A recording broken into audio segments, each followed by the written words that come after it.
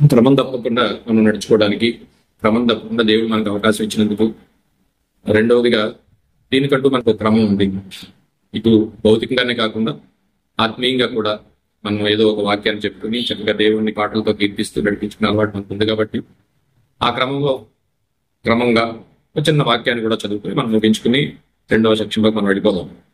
ప్రియులారా, దేవుడు యేసుప్రభు వారు బ్రతికిన 33.5 సంవత్సరాల్లో అనేక విషయాలు చెప్తూ తన భక్తులకి లేదా తన శిష్యులకి యావత్ ప్రపంచానికి ఆయన అందించిన మాటలు నాటికి నేటికి ఎప్పటికీ కూడా అవి ఆణిముత్యాల్లా దేవుడు వాక్యాన్ని అనేక విధాలుగా పోల్చాడు.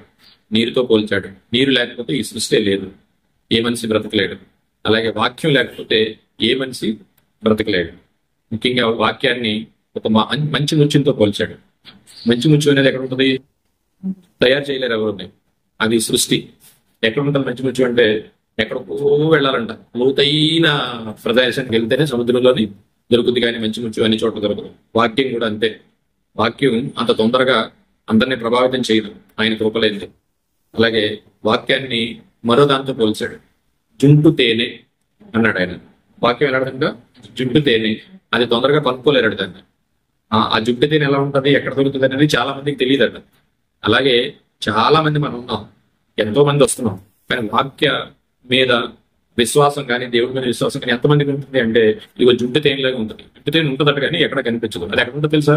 చెట్టు త్వరలో ఉంటుందట, భూమిలో ఉంటుందట జుంటు తేనె. జుంటు తేనె గురించి ఎప్పుడైనా విన్నారా లేదా? మనం పాటలు పాడుతుంటాం, వాక్యం చదివారు జుట్టు తేనె దారాల కన్నా అంటే జుట్టు తేనె అనేది దొరకదు. అది చాలా ఎక్స్పీరియన్స్ ఉన్న వాళ్ళకి ఎలా తెలుస్తుంది అంటే ఆ తేనె తెలిసట వాళ్ళకి.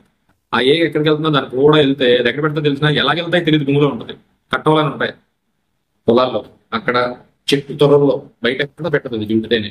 అంటే వాక్యం చాలా లోతుగాను చాలా దూరంగాను ఉంటుంది. వాక్యం చాలా లోతైంది, గత దూరం అయింది. సో అలాంటి వాక్యాన్ని మనం చెప్పుకోవడానికి దేవుడు ఈ రోజు అవకాశం వచ్చినందుకు మన బ్లడ్ క్యాంప్ లో ఒక క్రమంగా మనం ఎప్పుడు చెప్పుకుంటున్నట్టుగానే ఇవాళ ఒక చిన్న వాక్యాన్ని దేవుడు వెనికిడిలో మనం చదువుకుందాం. యేసు ప్రభు వారు శిష్యులతో మాట్లాడుతూ ప్రతిసారి పరలోక రాజ్యం సమీపించుతున్నది, పరలోక రాజ్యం సమీపించుతున్నది అంటే శిష్యులు చాలాసార్లు అడుగుతూ ఉండేవారు, ఏంటి పరలోక రాజ్యం, ఏంటి పరలోక రాజ్యం అని. కాకపోతే యేసు ప్రభు వారు వచ్చింది ఈ లోకానికి నీకు సమాధానాన్ని ఇవ్వడానికి. సమాధానం అనేది ఎక్కడ దొరకదు, అది ఉంటే దొరికేది కాదు. ఇప్పుడు అంబానీ గారు నాకు కొడుకు పెళ్లి చేశాడు, సమాధానం లేదు ఆయనకి. పెళ్లి చేసిన కొడుకు ఎప్పుడు చచ్చిపోతారో తెలియదు, అంటే సమాధానం అనేది దొరకదు. అదే దేవుడిలో దేవుడు క్రమంగానే దేవుడు వాక్యం కానీ తెలిస్తే ఈ వాక్యమే నన్ను బ్రతికిస్తుంది అన్నాడు. ఆ వాక్యమే మనల్ని బ్రతికిస్తూ ఉంటది. అందులో యేసు ప్రభు వారు అడుగుతున్నారు, ప్రభువా ఎప్పుడు వస్తుంది అంతం అంటున్నా, ఎప్పుడు వస్తుంది అంతం అంటే చాలా విషయాలు చెప్తాడు. యుద్ధాలు జరుగుతాయి, భయంకరమైన ప్రకృతి విపత్తులు వస్తాయి, ఇవన్నీ చూస్తున్నాం మన యుద్ధాలు. ప్రకృతి విపత్తులు మనకు ప్రత్యక్షంగా కనిపిస్తాయి. ఇది వరకు వీడియోలో చైనాలో నేను అక్కడెక్కడ అమెరికాలో చూసేవాళ్ళు ఈ కార్లు అయిపోతున్నాడు, మన పక్కన విజయవాడలో కుట్టిపోయాయి. మరి కాకినాడకి ఏముందో మనకు తెలియదు, కానీ దగ్గరలో సముద్రం అందరికంటే డేంజర్ ఇది. ఇంకా నయం, అది వరద వచ్చింది. ఇదైతే ఇలా కాదు, అక్కడెక్కడి నుంచి వస్తుంది. అందుకని ఏదైనా దాని గురించి మన ధైర్యం ఏముండాలంటే మన ధైర్యం, మన భక్తి మనకు ధైర్యాన్ని ఇవ్వాలి. ఎప్పుడు తప్పుడు దాన్ని జారి విడుచుకోకుండా ఏదైనా జరుగుతుంది. ఇప్పుడు కోవిడ్ వచ్చింది, మళ్ళా ఆడది ఏమైనా వస్తుందంటే రాదు. యేసుప్రభు నమ్ముకున్నాడు రాదా? వస్తాయి. కష్టాలు యేసుప్రభు నమ్ముకుంటే రాదా? వస్తాయి. రావు అంటే తప్పు, అన్ని వస్తాయి. ఎన్ని వచ్చినా నిలబడే శక్తిని ఇమ్మని దేవుణ్ణి ప్రార్థన చేయాలి. అది అందులో భాగంగా శిష్యులు చాలా సార్లు అడిగారు, ప్రభు అంతం అంటున్నారు, యుగాంతం అంటున్నారు, ఎప్పుడు వస్తుందంటే బాబు చాలా జరుగుతాయి, వెంటనే వచ్చేస్తుంది, ఇదిగో వచ్చేస్తుంది చెప్తారు, కానీ మీరు కంగారు పడకండి, వస్తుంది, యుగాంతం వస్తుంది, ఇదంతా లయం అయిపోతుంది. కానీ దానికి ముందు కొన్ని జరుగుతాయి, యుద్ధాలు జరుగుతాయి, రాజ్యం మీద రాజ్యం వెళ్తుంది. ఖచ్చితంగా చూస్తున్నాం అది. కింద ప్రళయాలు వస్తాయి, ప్రకృతి విపత్తులు వస్తాయి. ఇప్పుడు మనకి ఇప్పుడు ఏమంటున్నారంటే మైకిల్ పెట్టి ఏంటంటే ఏం జరిగిందంటే ప్రకృతి విలయతాండం చేసిందని అంటున్నాడు. కాదు, ఆయన మాట వెనక ఏ ప్రకృతిని అయితే దేవుడు మనకు కలెక్ట్ చేశాడో ఆ ప్రకృతిని మనం నాశనం చేస్తున్నాం. ఆ ప్రకృతిని తీసుకుంటున్న మనం ఇచ్చిన ఆయనకి కృతజ్ఞత చెప్పలేకపోతున్నాం. అందుకని దేవుడికి ప్రకృతి ఆయుధం. ఆయన ఏం చేయమంటే చేసేస్తుంది. గాలిని ఆగమన్నాడు, ఆగిపోయింది. సముద్రాన్ని నిమ్మలపరమన్నాడు, పడిపోయింది. అది ఆయన ఇష్టం. అంతేగాని ప్రకృతి విలయతాండం చేసేసింది. ప్రకృతి దేవుడు చెప్పినట్టు ఉంటుంది. ప్రకృతి విలయతాండం చేయమని చెప్తేనే చేస్తుంది. ప్రకృతికి ఏం ప్రత్యక్షంగా దానికి లేదు, దేవుడే చెప్పేశాడు. అలా అడుగుతూ ఉన్నప్పుడు ఆఖరిగా ఒక మాట చెప్తాడు. ఏం మాట చెప్తాడంటే మత్తయి సువార్త 24వ అధ్యాయం 12 వచనంలో మాట మాట్లాడతాడు అనమాట. ఆఖరిగా వచ్చి రే బాబు ఇది ఏమవుతుందంటే అక్రమము విస్తరించుట చేత అనేకుల ప్రేమ చల్లారును అంటాడు అన్నమాట. ఏమంటాడు? అక్రమము విస్తరించుట చేత. చదవండి ఒక చక్కగా తెలిస్తే. మత్తయి సువార్త 24 అధ్యాయము 12 వచనం. మత్తయి సువార్త 24 అధ్యాయము 12 వచనం. అక్రమము విస్తరించుట చేత అనేకుల ప్రేమ చల్లారును. అక్రమం విస్తరించడం ఏంటి? అనేకుల ప్రేమ చల్లారటం ఏంటి అంటే క్రైస్తవుల ప్రేమ అక్రమించుట చేత అనేకులు, చాలా మంది ప్రేమలు చల్లారిపోతాయంట. ప్రేమ లేనిదే దేవుని దోపు మనం వెళ్ళలేము. అందరి ప్రేమ చల్లారిపోతాయట. ఏంటి ప్రభు ఎలాగన్నారంటే, మనం చిన్న వాక్యాన్ని ధ్యానించి మనం వెళ్దాం. ఇప్పుడు ఒక స్నేహితులు ఉంటారు. ఆ స్నేహితులు చక్కగా ఉంటారు. లేదా ఒక భర్త భార్యలు ఉంటారు. లేదా కుటుంబంలో మనుషులు ఉంటారు. సమాజంలో ఫ్రెండ్స్ ఉంటారు. వీళ్ళందరూ మాట కలిసి అని చెప్పి బాగానే ఉంటారు. మాట కలవలేదనుకోండి, భర్త భార్యకి సరిగా లేదనుకోండి, లేకపోతే పిల్లలకి తండ్రికి సరిగా లేదనుకోండి, వెంటనే ఏం చేస్తారు? ఎన్నాళ్ళు నా బుచ్చే, నా బుడ్డే, నా కొడుకే, నా బంగారు అన్నవాడల్లా రెండు పడేస్తాడు. ఇక మా నాన్నకు ప్రేమతో పాటపడతాం కదా, ఈ ప్రేమకి ఏమీ వెళ్ళిపోద్ది, రెండు తండ్రి గుడికి వెళ్ళిపోతాయి. అంటే అక్రమం విస్తరించడం ఎందుకు? వీళ్ళలో ఎవరిలోన్నా మంచి అయి ఉండాలి, ఎవరిలోన్నా మంచి అయి ఉండాలి. కానీ ఒకళ్ళు మంచి ఉన్నారనుకోండి, ఒకళ్ళు చెడ్డ ఉంటారు. చెడ్డ ఉన్నట్టు మనం ఏం చేయాలి? ఆ చెడ్డని మంచిగా మార్చడానికి క్రైస్తవులు ప్రయత్నించాలి. అక్కడ గొడవ జరిగింది అంటే, అక్కడ సౌండ్ వచ్చింది అంటే ఖచ్చితంగా 2 చేతులు కొట్టినట్టే కదా. తప్పట్లు ఎలా అవుతాయి? 2 చేతులు అయితేనే వస్తుంది. మరి నువ్వు ఆ వ్యక్తిని గురించి నేర్చుకున్నావా? నువ్వు ఏమన్నా సమాధాన పడ్డావా? సమాధాన పడలేదు. అంటే ఒక విషయం అక్కడ జరిగింది అంటే, ఒక ఇబ్బంది అక్కడ జరిగిందంటే, ఒక భర్త భార్యల మధ్యన గొడవ వచ్చిందంటే, ఒక కొడుకు తండ్రి మధ్యన గొడవ వచ్చిందంటే, ఒక స్నేహితుల మధ్యన గొడవ వచ్చిందంటే ఖచ్చితంగా ఎవరో ఒకరు తప్పై ఉండాలి, ఒకరు ఓర్చుకోలేనై ఉండాలి. అదే నువ్వు ఓర్చుకున్నావు ఒక గొడవ రాదుగా. అంటే అక్రమం విస్తరించుట చేత అనేకుల ప్రేమ చల్లారనంటే సమాజంలో చూడండి, ఇళ్లలో చూడండి, ఇక్కడ చూడండి. భర్త భార్య ఓర్చుకుంటది, చాలాసార్లు ఓర్చుకుంటది, తాగొద్దండి అంటది, ఇంకా అలా తాగుతూనే ఉంటాడు. ఆఖరికి ఏం చేస్తుంది? ఈవిడ కూడా మారిపోద్ది. ఏం మారిపోద్ది? సహనం చచ్చిపోద్ది. ఏ రాత్రికి వచ్చినా సరే భోజనం పెడతా ఉంటది, కొన్నాళ్ళ తర్వాత తొలిపేసి పడుకుంటుంది. అక్రమం విస్తరించుట చేత ప్రేమ చల్లారును. ఏంటి ఇందులో ఉన్న గోడ అర్థం అంటే, చిన్న ఉదాహరణ చెప్పి నేను చేస్తాను. ఒక 4 స్నేహితులు ఉండేవారట. 4 స్నేహితులు క్రైస్తవులే, 4 క్రైస్తవ కుటుంబాలే. ఇంకోటి గురించి ఎందుకు మన గొడవ, మనం చెప్పుకుందాం. 4 క్రైస్తవులే. ఈ 4 క్రైస్తవులు ఎలా అలవాటు పడ్డారో, ముందుందో తర్వాత బాప్తిసం తీసుకున్న తర్వాత పడ్డారో, మొత్తం మీద వాళ్ళకి ఏమొచ్చిందంటే తాగుడు తాగే అలవాటు వచ్చేస్తుంది. తాగుడు తాగే అలవాటు వచ్చేస్తే వీళ్ళు ఒకటి దేవుడు ఏమన్నాడంటే, మందు తాగి కొడుతూ కానీ మాంసం తిని కొడుతూ కానీ స్నానం చేయొద్దన్నాడు. అసలు మాంసం తినేవాడితో స్నానం చేయొద్దన్నాడు. అంటే అర్థం ఏంటి? ఆడు తినడం మాండో, ఆడు గొడవ నువ్వు కూడా తినాలి. మాంసం తినడం వల్ల ఏమవుతుంది? జబ్బులు వస్తాయి. దేవుడు అనంత జ్ఞానం అండి. మాంసం తినేవాడితో స్నేహం చేయొద్దు అన్నాడు. అంటే ఇప్పుడు ఎప్పుడైతే అందులో ఒకరికి వచ్చిందో అందరికి వచ్చిందో, మొత్తం మీద ఎవడో తాగి కూడా ఉంటాడు, బాగానే ఉందని అందరూ తాగాడు. తాగడంతో వీళ్ళు గొడవ ఏదంటే, ఇది మనం ఎందుకు చెప్పుకున్నాం అంటే, దేవుడు చెప్పాడు ఆయన అక్రమం విస్తరించుట చేత అందరి ప్రేమ చల్లారిపోద్ది. అంటే మనం కూడా ఏం చేస్తాం? మనం ఒప్పుకుంటుందా? ఎవరికైనా కాసేపు ఒప్పు పెడతాం, తర్వాత ఇంక మనం దాన్ని ఒప్పుకోలేము. భర్త భార్య ఒప్పుకోదు, తండ్రి కొడుకుని ఒప్పుకోదు, స్నేహితులు ప్రాణ స్నేహితులని పేరెట్టుకున్న వాళ్ళు కూడా ఎవరిని ఒప్పుకోరు. ఆడి వద్దన్న చేస్తున్నాడు అనుకోండి. అందుకే దేవుడు మాట అంటాడు, మంచి స్నేహితుడు ఏం చేస్తాడట? గద్దిస్తాడట. చెడ్డ స్నేహితుడు ముద్దులు పెడతాడట. అంటే దానికి ఒక ఉదాహరణ చెప్తాను. స్నేహితులు ఉన్నారు, ఒకడు సిగరెట్లు కాలుతాడు, రెండోడు కాలుతుంటాడు. సిగరెట్లు కాల్చినప్పుడు ఏం చేయాలి? ఓ మంచి స్నేహితుడు అయితే ఏం చేయాలి? మరి అలా కాల్చకూడదని చెప్పాలి. వినలేదనుకోండి, వాళ్ళ అమ్మ నాన్నకి కంప్లైంట్ చేయాలి. మంచి స్నేహితుడు గద్దిస్తాడట. చెడ్డ స్నేహితుడు ముద్దులు పెడతాడట. అంటే సిగరెట్ కాలుతున్నాడు అనుకోండి, ఒక ఫోటో తీస్తాడు. ఫోటో తీసి మహేష్ బాబులో ఉన్నారని అంటాడు. సిగరెట్ కాలుతుంటే నీ పోజు ఉందరా, చాలా బాగుందరా అని ఫోటో తీసి ఇస్తాడు. అడిగి ఇంకా మాట ఇంకా రకరకాల యాంగిల్లో సిగరెట్లు కాదు మొదలెడతాడు. ఎప్పుడైతే అతను గద్దించాడో, గద్దింపు చాలా రోజులు ఆ స్నేహితుడిని నువ్వు కాల్చుద్రా అని అనుకోండి, వెంటనే ఆ స్నేహితుడు ఏం చేస్తాడు? ఇంక వీడితో మనకు పని లేదని వదిలేస్తాడు. లేదు, ఎంత చేసినా అక్రమంగానే ఉన్నాడు, ఆడు మారట్లేదు, కొన్నాళ్ళకి ఆడికి చెప్పేస్తాడు, ఇద్దరు కలిపి కాలుస్తాడు. అక్రమం విస్తరించుడి చేత ప్రేమ చల్లారిపోతాడు. అలాగే 4 స్నేహితులు ఏం చేశారంటే, అందులో చెప్పారు భార్యలు. ఎంత చెప్పినా 10 అయిపోతుంది, 11 అయిపోతుంది. సింపుల్ గా చెప్తున్నాను, 10 అయిపోతుంది, 11 అయిపోతుంది. పిల్లలు అన్నం పెట్టుకోవాలి కదా, పడుకోవాలి కదా, పొద్దుట్లు వేసి మళ్ళీ పని చేసుకోవాలి కదా, ఇది రావట్లేదు.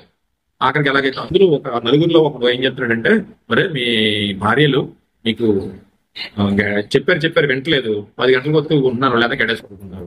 తాగుడుకి అలవాటు పడిపోయి ఆ బయట పడుకుని పొద్దుట లేచి మంచి కన్నా పోతున్నారు, కానీ తాగుడు మానలేక. అందులో ఓ భార్య ఏం చేస్తుందంటే, అందులో ఒకటి అన్నాడట, ఈ ముగ్గురిని మీకులా కాదు మా ఆవిడ, నేనంటే భయం, ఎప్పుడు వెళ్ళినా సరే తొలగి తీసి భోజనం పెడతారు నాకు అన్నాడట. చాలా రోజుల నుంచి ఇలా జరుగుతుంది. అప్పుడు ఏం చేశారట, తాగేశారు, నలుగురు తాగేసి ఓ రోజు ఒక ఆలోచన వచ్చింది, మన బతుకులు ఎలాగ ఉన్నాయి, ఆడి చూస్తేనేమో కాళ్ళ దగ్గర వాళ్ళ ఆవిడ గురించి చెప్తున్నాడు, కూర్చులో ఏదో మొత్తం ఇంటికి వెళ్తాను అని వెళ్ళారట. పాపం ఇల్లాలు అనేగారు రండి అని కూర్చోండి అని, ఏంటి ఇలా వచ్చారు ఏంటంటే, ఏ లేదమ్మా చూద్దామని వచ్చాము, ఇక ఏంటి మా భార్యలు అయితే ఇంక మాకు చెప్పారు మేము వినలేకపోతున్నాం, ముందుకు బానిస అయిపోయాం, చూస్తున్నారు తలిపేసి పడుతున్నారు, మేము ఆ నెట్ల మీద పడుతూ పొద్దులేసి స్నానం చేసి మళ్ళీ ఏదో తినేసిపోతున్నాము, ఇక నువ్వు చాలా మంచిదాని అని విన్నాం మేము, ఎందుకంటే ఎప్పుడు చూసినా మీ ఆయన నేనంటే భయం, మా ఆవిడ ఎప్పుడు వెళ్ళినా సరే తొలగి భోజనం పెడుతుంది అని చాలా గొప్ప చెప్తున్నాడమ్మా, ఒకసారి చూద్దామని వచ్చాం అంతే అని అన్నదంట. రెండన్నయ్య గారు అని ఒకటి నలుగురికి పెట్టి కూర్చున్నారు. కూర్చున్న తర్వాత అప్పుడు ఏంటమ్మా నువ్వు నీకు ఇంత ఓపికేంటి, నువ్వు ఇలా చేస్తున్నావు, మా ఇంట్లో అయితే ఇలా లేదు అని అన్నారంట. అన్న తర్వాత ఆవిడ అన్నదంటే, మా ఆయన కాల్ రైడింగ్ కాదంటే దెంగరోడండి అందట. వీళ్ళకి షాక్ అయిపోయారు, ఎటు ఇలా మాట్లాడుతుందని, చాలా మంచిది అనుకున్నాం కదా ఇలా మాట్లాడుతుంది. అవునన్నయ్య గారు ఎంతో చెప్తున్నారు, మందు తాగిన వాడు పరలోకం వెళ్ళడం, మత్తు పానీయాలు తీసుకున్నవాడు పరలోకం వెళ్ళడం, మేమందరూ క్రైస్తవులు కనుక నేను, నా కుటుంబం, నా పిల్లలు, నా భర్తతో పాటు పరలోకం వెళ్ళాలని దేవుళ్ళు చక్కగా ఉన్నాము. కానీ వీడు ఎంత చెప్పినా వినట్లేదు, అక్రమం ఎక్కువైపోయింది. ఎంత అక్రమంగా ఉన్నాడంటే తాగుతాడు, వస్తాడు, ఏ టైం అయినా పెడుతున్నాం. కానీ దేవుడు ఏం చెప్పాడంటే అంతము వరకు ప్రేమ కలిగి ఉండమన్నాడు, అంతము వరకు ప్రేమ కలిగి ఉండమన్నాడు. ఇక నేను ఎందుకు చెప్తున్నానంటే, మన స్నేహితుడు ఎప్పుడైతే మనం చెడ్డోడు అయిపోయాడో మనం వెంటనే వాడిని దూరం పెట్టేస్తాం. అలాగే భర్త భార్యకి కానీ కుటుంబంలో పిల్లలకు కానీ ఎప్పుడైతే ఉన్నారో వాళ్ళని పక్కకు పెట్టేస్తాం. అంతేగాని మన ప్రేమను చూపించాలని ట్రై చేయం, మన ప్రేమను చూపించి ఆ వ్యక్తిని మార్చాలనేది ట్రై చేయం. దేవుడు ఏమన్నాడు, అంతవరకు ప్రేమించమన్నాడు. ప్రభు ఒక వ్యక్తిని ఎంతవరకు ప్రేమించాలి ప్రభు అంటే 75 సంవత్సరాలు అన్నాడు. అంటే మనిషి అంతా బతుకుతాడు కదా, అంటే నువ్వు చచ్చే వరకు అవతల ప్రేమిస్తూనే ఉండు. నువ్వు పరలోకం వెళ్ళాలి కదా, ఇంకా ద్వేషించటం ఎందుకు, పరలోకం వెళ్ళాలి కదా. అందుకని నువ్వేం చేస్తావు అంటే నీ ప్రేమను చూపిస్తూనే ఉండు, చల్లార్చుకోకు అన్నారు కదా అని దేవుడు ఏం చేస్తున్నాడు, ఈ వాక్యానుసారంగా సాధారణంగా వచ్చిన ఎగ్జాంపుల్ చెప్తాను. మనం బయట నిలబడ్డాం అనుకోండి, ఎవడో ఒక రోడ్ బండి వేసుకుని మనల్ని మన దగ్గర నుంచి వెళ్ళిపోయాడు అనుకోండి, విదేశం అనుకున్నాం అడ్డిపోయాం మనం. అప్పుడు వెంటనే ఏం చేస్తాం, ఆ వ్యక్తిని ఏం చేస్తాం, మనం పెడతాం. ఇంకో మాట కూడా అంటాం, ఇటు పోతాడు అంటావా. దేవుడు ఏమన్నాడు, నీ విరోధిని కూడా, నీ శత్రువు గురించి కూడా, నీ మీద కొడదామని నేను చూస్తాననే శత్రువు గురించి కూడా దేవుడు అన్నాడు ప్రార్థన చేయమన్నాడు. మనం ఏం చేస్తాం, ఇటు పోతాడు అంటాం. How to decided his death అంటే వాడి మరణాన్ని నువ్వే తీర్చుతున్నావు. చిన్న విషయం చూసారు ఎలా ఉందో, మాట్లాడుకోవడం చిన్న విషయమే, కానీ వాడి మరణాన్ని మనం డిసైడ్ చేస్తున్నాం. అందుకని క్రైస్తవుడు చాలా జాగ్రత్తగా, అవతల వ్యక్తి పాపం చేస్తున్నా, అవతల వ్యక్తి మనకు హామ్ చేస్తున్నా, వాడు అలా చేశాడు కాబట్టి నేను కూడా అలా చేయాలని అనుకోకుండా, దేవుడు మనకేం చెప్పాడో, నువ్వు భర్త భార్యలో కొన్ని గొడవలు వస్తూ ఉంటాయి. అసలు విషయం ఏంటంటే, దేవుడు ఏం చెప్పాడంటే భార్యను లోపడమన్నాడు, భర్తను ప్రేమించమన్నాడు. వీళ్ళిద్దరికీ వాక్యం తెలుసు కదా, నువ్వు ప్రేమిస్తే నేను లోపడతాను, అంతేనా, నువ్వు లోపెడితేనే నేను ప్రేమిస్తాను. ఇప్పుడు పెళ్ళైతే కానీ పిచ్చుకోకూడదు, పిచ్చైతే కానీ పెళ్ళికోకూడదు, ఇలా ఉంటుంది అనమాట. వీళ్ళిద్దరికీ వాక్యం తెలుసు, నువ్వు లోపడు నేను ప్రేమిస్తాను దేవుడు చెప్పాడు కదా. కానీ ఆ పక్కనే రాశాడు, భార్య భర్త వారి ధర్మములను నిర్వర్తించాలి. భర్త ప్రాబ్లం ఉన్నా, భార్య ప్రాబ్లం ఉన్నా, నీ బాధ్యతను నిర్వర్తించుకుని వెళ్ళిపోవాలి. అందుకే మీ ధర్మాలను నిర్వర్తించండి అన్నాడు. ఎప్పుడైతే మనం ధర్మాన్ని నిర్వర్తించుకుంటా ఉన్నామో కొన్నాళ్ళకి ఆ వ్యక్తి మారతాడు, కొన్నాళ్ళకి ఆమె మారుతుంది అని దేవుడు చెప్పిన మాట అనమాట. ఇక్కడ ఏం చేసిందంటే, అప్పుడు ఈ నలుగురిని నెగరు తినండి, ఈ మా ఆయన తెగరోడండి, ఎంతో చెప్తున్నామండి, వాడు అక్రమం మేము భరించలేకపోతున్నామండి. కానీ దేవుడు నాకేం చెప్పాడంటే, అక్రమం విస్తరించుట చేత అందరి ప్రేమ చల్లారిపోద్ది. ఎవరి ప్రేమ అయితే దేవుని ఏడలో మనుషుల ఏడలో చల్లారిపోయిందో ఆ మనిషి ఎక్కడికి వెళ్ళిపోతాడు, పరలోకానికి వెళ్ళడు. అందుకని నేనెందుకు నా ప్రేమను చెప్పుకోవాలి, నీకు అర్థమైందా, నేనెందుకు నా ప్రేమను చెప్పుకోవాలి. అందుకని నేను పరలోకం వెళ్దాం అనుకున్నాను, ఏసై దగ్గరికి వెళ్దాం అనుకున్నాను. అందుకని నా భర్త చెడ్డోడైనా కష్టపడి పైకి లేచి భోజనం పెట్టి నేను పడుకున్నాను. వాడు మారతాడు లేదా పోతాడు, కానీ నా ధర్మాన్ని నేను నిర్వర్తిస్తాను, నా ధర్మాన్ని నేను మారను. ఎందుకంటే నాకు దేవుడు చెప్పింది ఏంటంటే, మీ ధర్మాలను నిర్వర్తించండి, అక్రమం విస్తరించిన చేత ప్రేమ చల్లారని అన్నాడు. కాబట్టి అంటే అక్రమం విస్తరించిన ప్రేమ చల్లారని అంటే చల్లార్చేసుకోమన్నా కాదు, అక్రమం విస్తరించిన చేత ప్రేమ చల్లారని చెప్పాడు. కానీ క్రైస్తవుడు ఎలా ఉండాలంటే, ఎంత అక్రమం విస్తరించినా మన ప్రేమ చల్లారకూడదనే విషయాన్ని దేవుడు మనకు చెప్తున్నాడు అనమాట. అక్రమం విస్తరించిన చేత ప్రేమ చల్లారను. కానీ క్రైస్తవుడికి ఏముండాలి? ఎంత అక్రమం విస్తరించినా నీ ప్రేమను చల్లార్చుకోకుండా అవతల వ్యక్తిని మార్చే ఆలోచనలో ఉండాలి. అందుకే చెప్తాడు చక్కగా ఒక మాట కూడా చెప్తాడు ఏంటంటే, నీ ప్రవర్తనే నీ భర్తను మారుస్తుంది, నీ ప్రవర్తనే నీ భార్యను మారుస్తుంది, నీ ప్రవర్తనే నీ సమాజాన్ని మారుస్తుంది అనే విషయాన్ని బైబిల్లో చక్కగా చెప్పాడు. ఆఖరిగా చెప్పింది ఏంటంటే, అక్రమం విస్తరించడం చేత ప్రేమ చల్లారు. కానీ ఈవిడేం చేసింది అంటున్నా, ఆ ముగ్గురు భార్యలు ఆ అక్రమం విస్తరించడం చేత వాళ్ళ ప్రేమను చల్లార్చేసుకున్నారు. కానీ ఒక స్త్రీ ఏం చేసిందంటే, అక్రమం విస్తరించడం చేత ప్రేమ చల్లారని అన్నాడని ఈమె ప్రేమను చల్లార్చుకోవాలి, కష్టపడింది. అర్ధరాత్రైనా భర్తకు భోజనం పెడుతుంది, మాట్లాడేది ఎదురు చూస్తుంది. ఆఖరికి ఏం చేశారు వెళ్తుందండి, ఎప్పుడైతే ఇది చెప్పిందో వెంటనే ఆ రాత్రి ఈ నలుగురు మారిపోయారండి. దేవునికి స్తోత్రం. ఈ రాత్రి ఆ నలుగురు మారిపోయారు. ఎందుకు? అమ్మా, ఎంత ఉందా ఇందులోని, నువ్వెంత అందుకు వచ్చుకుంటున్నావా? నీ ప్రేమను చంపేసుకోకుండా అందుకు ఎంత అక్రమం విస్తరించినా నీ ప్రేమను చంపుకోకుండా అందుకున్నావా? వాక్యంలో ఉన్న అర్థం ఇదా అని వాళ్ళు ఏం చేశారంటే, ఆ రాత్రే ఆ నలుగురు కూడా, ఈమె భర్తతో పాటు మిగతా ముగ్గురు కూడా, అమ్మ మాకు అర్థమైంది, మేము చంపుకోం, ఎన్నాళ్ళు మా భార్యలు మేము బాధ పెట్టాము కానీ వాళ్ళు ఏం చేశారంటే, అయితే చెప్పాల్సింది ఏంటంటే, అక్రమం విస్తరించుట చేత ప్రేమ చల్లారను, కానీ క్రైస్తవుడు ప్రేమ ఎప్పటికీ చల్లారకూడదు. దానికి ఒక వ్యక్తి కారణం కావచ్చు, కానీ ఆ వ్యక్తిని మార్చుకునే సహనం నీలో ఉండాలి. అది భార్య కానీ భర్త కానీ. దేవుడు ఆఖరికి శిష్యులు చెప్పింది ఏంటంటే, ఆయన అంతం ఎలా వస్తుందంటే, ఎన్నో చెప్పుకొస్తూ వచ్చి అక్రమం విస్తరించుడు చేత ప్రేమ చల్లారను, కానీ చల్లారను అని అక్కడితో ఉండిపోకుండా మనం ఏం చేయాలంటే, క్రైస్తవుని ప్రేమ చల్లారకూడదనే దాని గురించి చెప్తున్నాడు ఆయన. ఎన్ని అవంతరాలు వచ్చినా మన పరిధిలో మనం వాక్యానుసారంగా బ్రతికితే దేవుడు తప్పనిసరిగా ఆ వ్యక్తిని మార్చకపోవచ్చు, కానీ మనకు చక్కటి అవకాశాన్ని, చక్కటి మార్గాన్ని ఆయన చూపుతాడు. ఈ చిన్న వాక్యాన్ని, మాటలను దేవుడి వెనుకల్లో దీవించిన కనుక ఆమేన్.